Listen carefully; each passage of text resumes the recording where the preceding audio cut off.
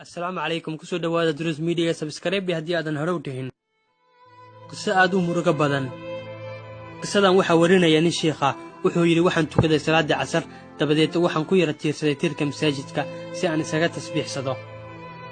cabaar yar kadib masaajidka waxa soo galay wiil yar oo 12 sano jir ah markaas uu igu yiri sheekho soo kac walaashay ayaa xanuunsanaysa aad quraan igu soo akhriidide markaas ayaan degdeg u kacay waxaan raacay wiilkii yaraa kadibna waxaan tagnay gurigii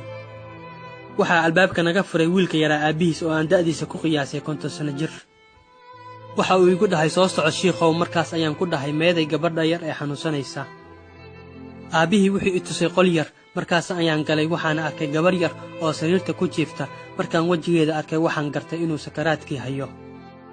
waxaana damcay inaan shahaadada u qabto markaas ayaan ku dhahay ashahaado waxay igu dhahday wallahi kelmadaas ma karayo subhanallah haddana waxaan ku celiyay ashahaado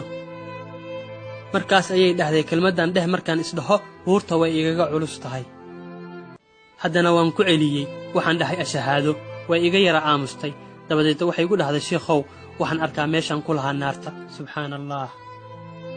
sheekhi wuxuu yiri markaas ayaan dib uga booday in yar ka bacdiina way dhimatay subhanallah waxaan u soo cararay xagga aabaheed markaas ayaan ku dhahay maxay sameyn jirtay gabadhaada